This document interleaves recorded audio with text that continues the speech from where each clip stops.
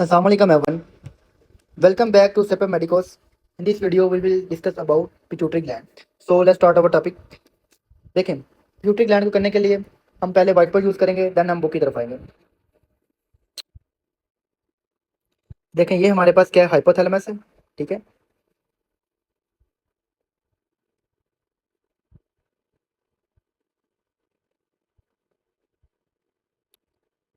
ये हमारे पास क्या है, हाइपोथैलेमस। क्या है? हाइपोथैलेमस। ओके, पिट्यूटरी ग्लैंड के दो पार्ट होते हैं। ये हमारे पास क्या है, पोस्टीरियर पिट्यूटरी,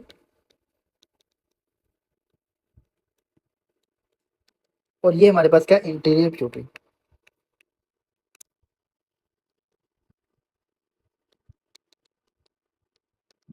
ओके, अब देखें हाइपोथैलेमस का क्या फंक्शन होता है। हाइपोथैलेमस होता है, जो हाइपोथैलेमस है हमारे पास, ये हाइपोथैलेमस ये क्या करता है, ये जो होता है इसको सिग्नल मिलते हैं। ये हाइपोथैलेमस जो होता है, ये हाइपोथैलेमस होता है, यहाँ से हाइपोथैलेमस जो है ये जो होता है ये हार्मोन की प्रोडक्शन करता है, और ये हार्मोन जाके एक्ट करते हैं इंटीरियर पिट्यूटरी के ऊपर और पोस्टीरियर पिट्यूटरी के ऊपर, और एक्ट करके जो होते हैं इंटीरियर और पोस्टीरियर पिट्यूटरी से जो होते हैं उनको एक्टिवेट करते हैं, और इंटीरियर पिट्यूटरी पोस्टीरियर पिट्यूटरी से जो होता है हार्मोन की प्रोडक्शन करवाते हैं। ठीक है, तो अब देखें, अब हमने इनका पढ़ना है इनको कि ये किस तरह से हार्मोन की प्रोडक्शन करते हैं। तो अभी देखें, अभी हम पढ़ते हैं सबसे पहले इंटीरियर पिट्यूटरी। तो देखिए हाइपोथैलेमस जो होता है ना, हाइपोथैलेमस इंटीरियर पिट्यूटरी के साथ किस तरह से कनेक्ट होता है, तो आपने याद रखना है हाइपोथैलेमस जो होता है इंटीरियर पिट्यूटरी के साथ कनेक्ट होता है। यहाँ पे हमारे पास होती है पोर्टल जो होता है ना, पोर्टल सिस्टम के साथ कनेक्ट होता है। पोर्टल सिस्टम ये हमारे पास क्या होती है, पोर्टल सिस्टम होता है। तो इसे हम क्या कहते हैं, ये इसको हम कहते हैं हाइपोफाइजियल पोर्टल पोर्टल सिस्टम। ठीक है, हाइपोफाइजियल, तो फाइजियल या फिजियल, हाइपोफाइजियल पोर्टल सिस्टम। ठीक है, हाइपोफाइजल पोर्टल सिस्टम। और ये ब्रेन के अंदर ये जो हमारे पास वेन्स होती है ना, पोर्टल वेन ये वाली, तो ये जो पोर्टल वेन होती हैं, अब ये जो होती हैं इनके अंदर जो होता है ना हमारे पास ब्लड ब्रेन बैरियर होता है, वो एब्सेंट होता है इधर। क्यों? क्योंकि यहाँ से हाइपोथैलेमस ने जो हार्मोन है इनकी प्रोडक्शन करनी है। ये हार्मोन ब्लड के थ्रू जाते हैं पिट्यूटरी के ऊपर, और यहाँ से रिलीज होते हैं, और पिट्यूटरी को जो होता है इंटीरियर पिट्यूटरी को जो एक्टिवेट करते हैं, और इधर से हार्मोन की प्रोडक्शन होती है, और देन उसके बाद आगे ये ब्लड में जाते हैं। ठीक है, तो ये पॉइंट आपने याद रखना है। ओके, तो अभी आप देखें यहाँ पे हमारे पास क्या है, ब्लड वेसल है।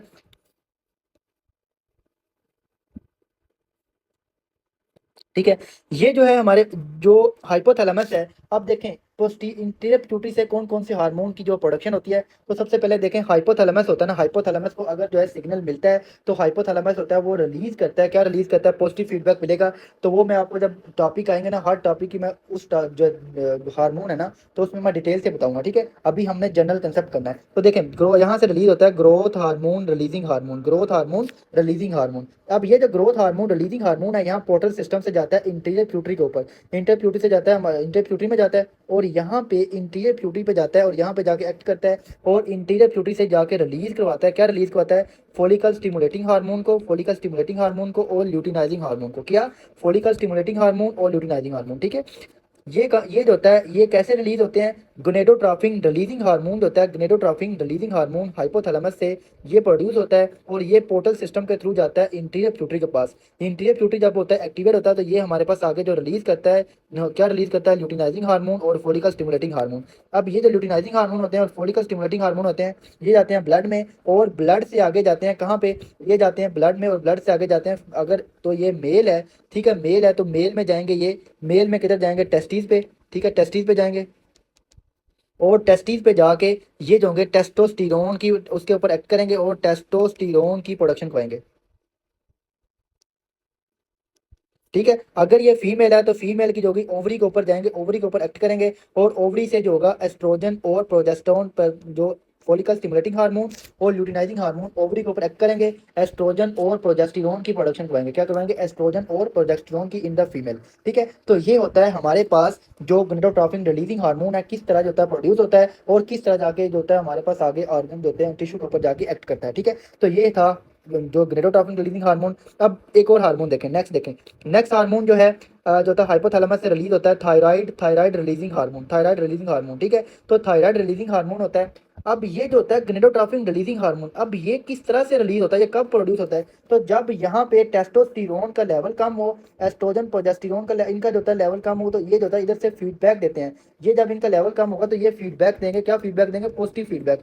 पॉजिटिव फीडबैक की वजह से ये जो होगा हाइपोथैलेमस क्या रिलीज कराएगा, हाइपोथैलेमस रिलीज कराएगा गोनेडोट्रोपिन रिलीजिंग हार्मोन। तो ये जब टॉपिक आएगा तो उसमें आपको डिटेल से बताऊंगा कि ये कैसे जो है वो फीडबैक देते हैं, ठीक है।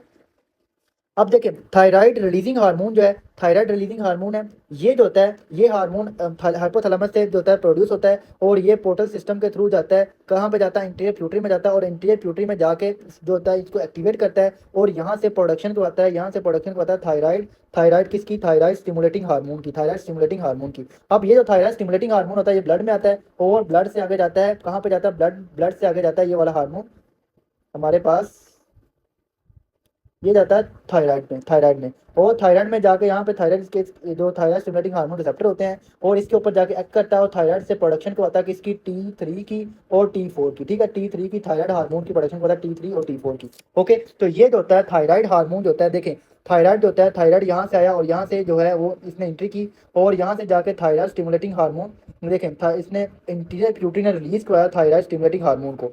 थायराइड स्टिमुलेटिंग हार्मोन होता है, ये जाके एक्ट किया इसने थायराइड के ऊपर, थायराइड से जो थायराइड जो होता है थायराइड एक्टिवेट हुआ, थायराइड ने प्रोडक्शन करवा दी किसकी, T3 की और T4 की, ठीक है। तो ये पॉइंट आपने याद रखना है। ओके, अब उसके बाद देखें नेक्स्ट हार्मोन, देखें नेक्स्ट हार्मोन जो हमारे पास है, नेक्स्ट हार्मोन देखें तो वो कौन सा है, वो कार्टिकोट्रोपिन रिलीजिंग हार्मोन है। तो इसको मैं ब्लू से बना रहा हूँ, कार्टिकोट्रोपिन रिलीजिंग हार्मोन, कार्टिकोट्रोपिन रिलीजिंग हार्मोन। अब ये जो कार्टिकोट्रोपिन रिलीजिंग हार्मोन होता है ये इसी पोर्टल सिस्टम से जाता है हमारे पास, हाइपोफिजियल पोर्टल सिस्टम से इंटीरियर प्यूटरी पर जाके एक्ट करता है, इसके ऊपर रिसेप्टर्स होते हैं, ठीक है। तो ये जब एक्ट करेगा तो यहाँ से इंटीरियर प्यूटरी को सेल्स होंगे, इनको एक्टिवेट करवाएगा, और जब ये एक्टिवेट होंगे तो अब ये जो होंगे इंटीरियर प्यूटरी होगा वो रिलीज करवाएगा, क्या रिलीज करवाएगा, ये रिलीज करवाएगा ACTH, adeno कार्टिकोट्रोपिन releasing hormone, ACTH।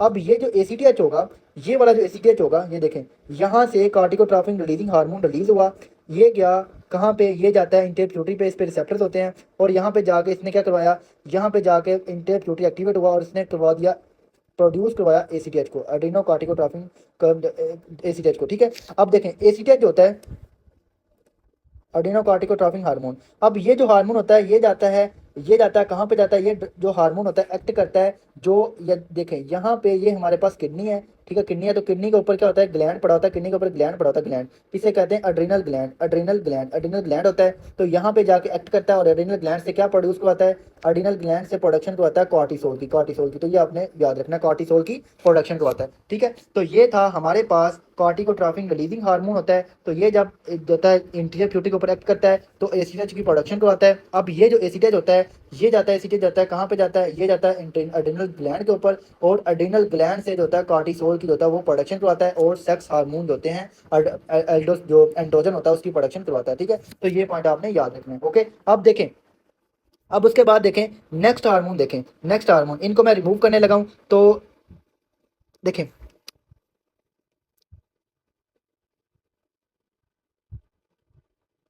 Next hormone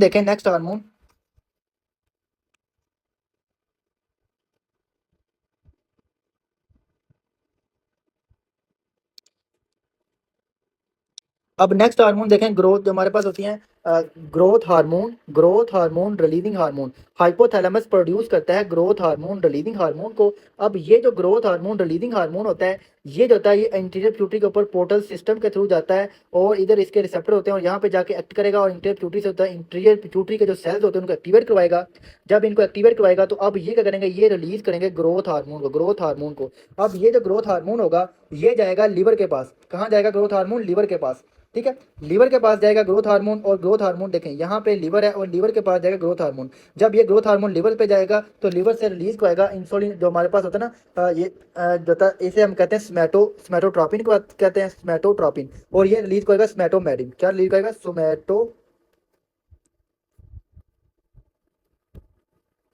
स्मेटोमेरिन, ठीक है।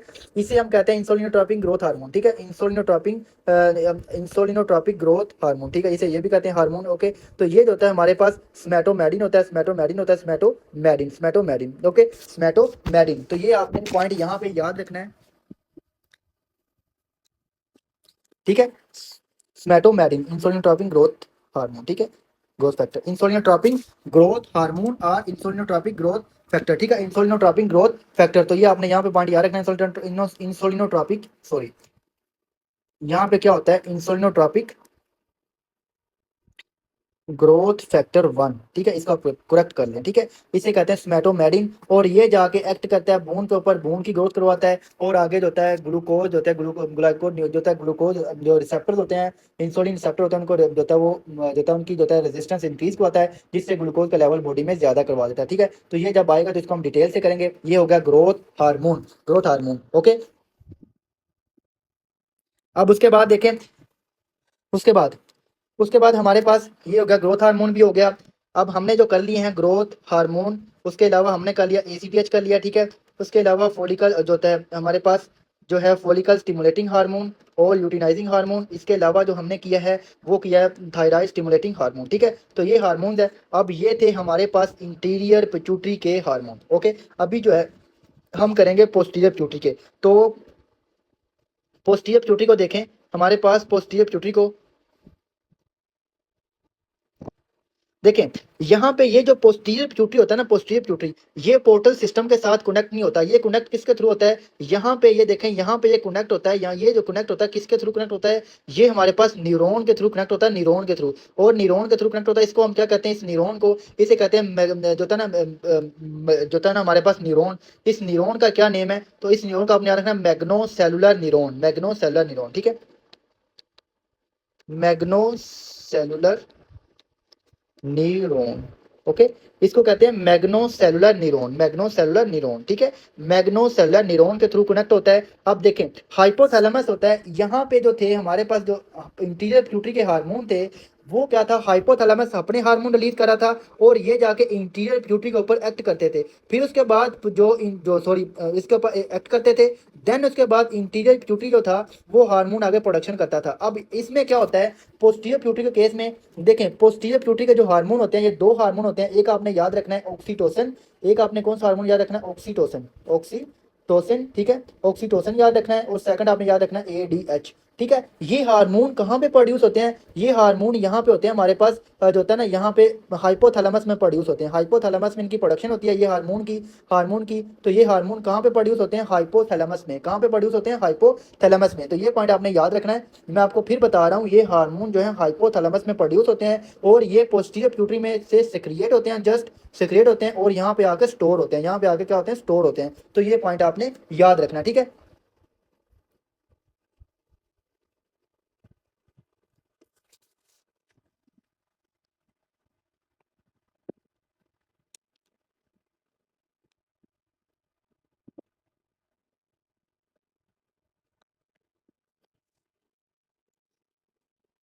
देखें, हाइपोथैलेमस के पास क्या होता है, सुप्रा ऑप्टिक न्यूक्लियस होता है। देखें, यहाँ पे मैं अगर ये पिक्चर बनाऊं हाइपोथैलेमस की, तो हाइपोथैलेमस के पास क्या होता है, हाइपोथैलेमस के पास, इसको मैं एक बार देखें, यहाँ पे हाइपोथैलेमस है ना, हाइपोथैलेमस के पास दो तरह के न्यूक्लियस से प्रोड्यूस होता है। ये एक न्यूक्लियस होता है हमारे पास supraoptic nucleus, supraoptic nucleus, ठीक है। और एक ये सुप्रा ऑप्टिक न्यूक्लियस है फॉर एग्जांपल, और ये न्यूक्लियस है हमारे पास कौन सा, पैरा, हमारे पास सुप्रा ऑप्टिक न्यूक्लियस, और हमारे पास एक सुप्रा ऑप्टिक न्यूक्लियस होता है, और एक पैरा आयोटिक न्यूक्लियस होता है, ठीक है। सुप्रा optic and para aortic nucleus होते हैं।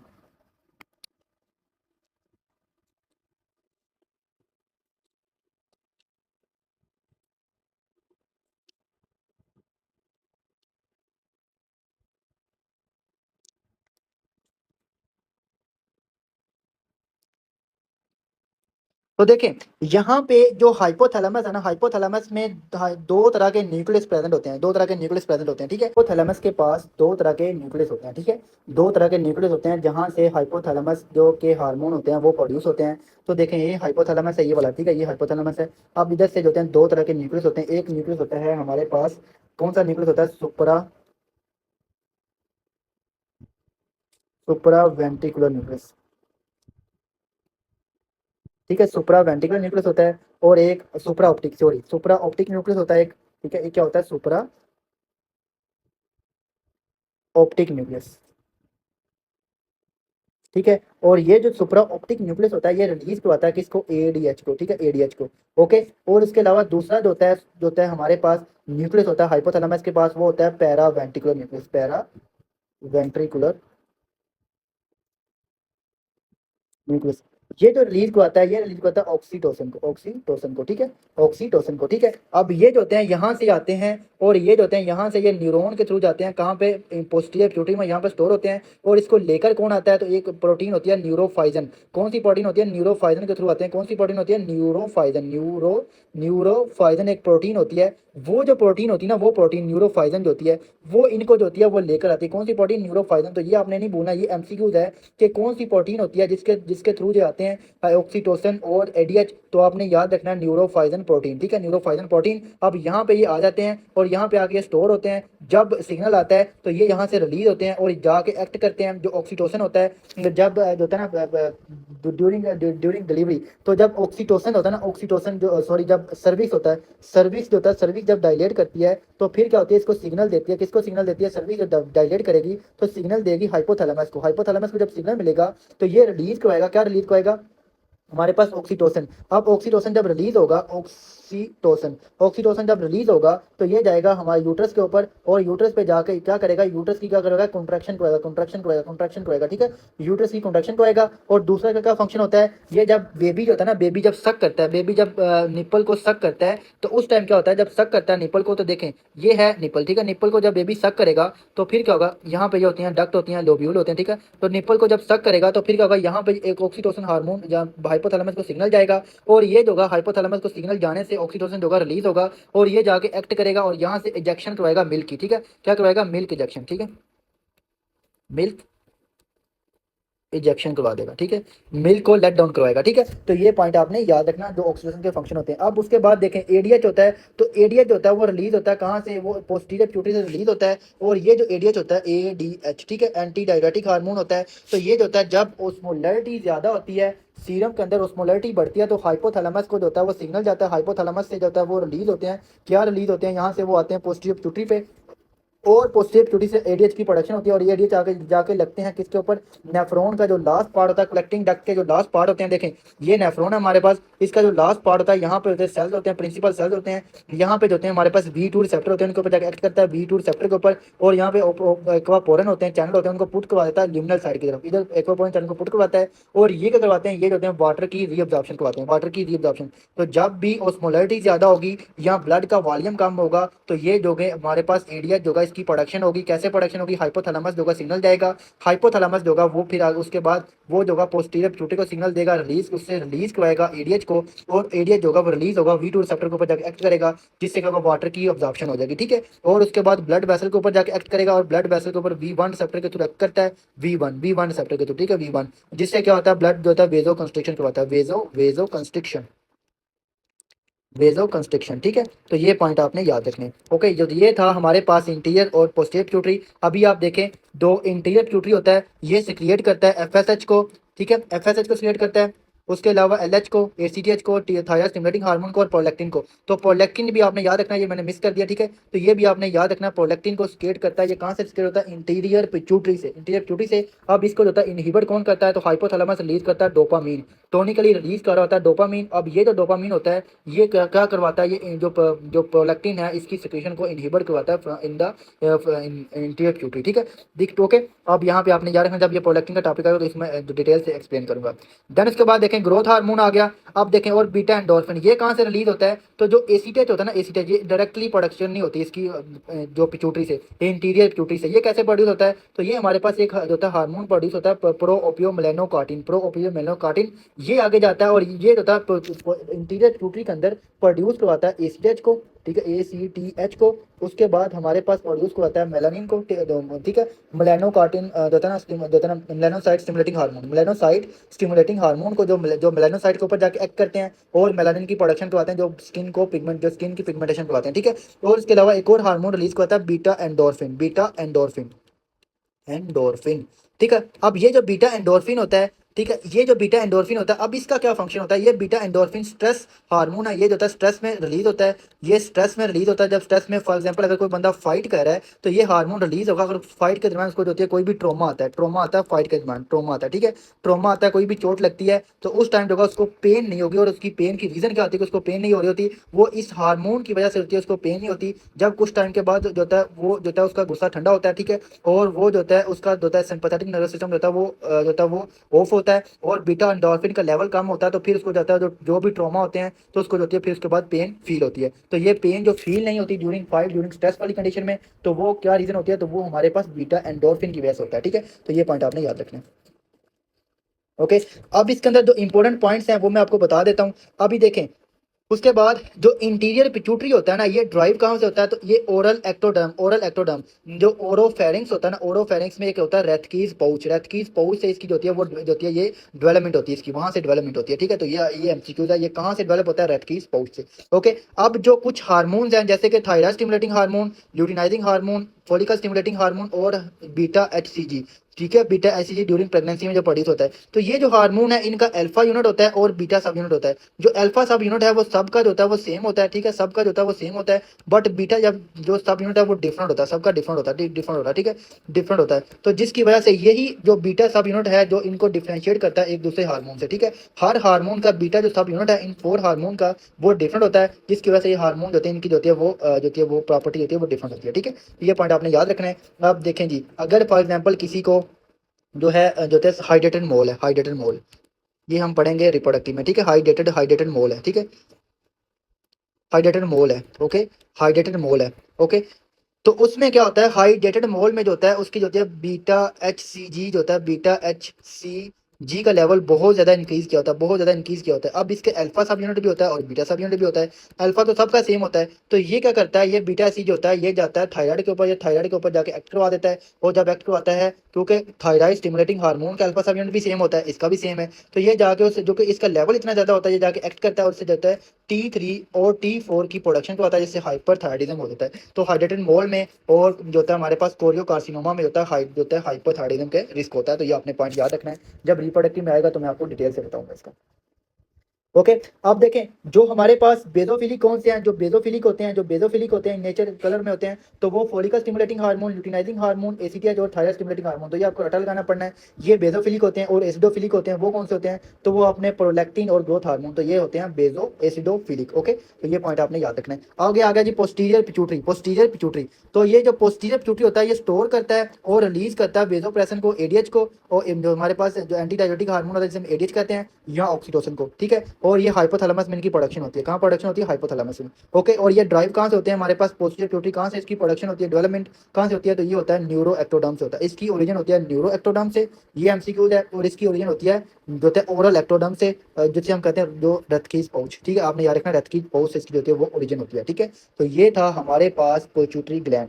ओके, अगर आपको कोई भी कन्फ्यूजन होती है तो आप कमेंट सेक्शन में जो है वो मैसेज लाजमी किया करें, तो उसका जो आंसर उसे दे दिया जाएगा। Thank you so much.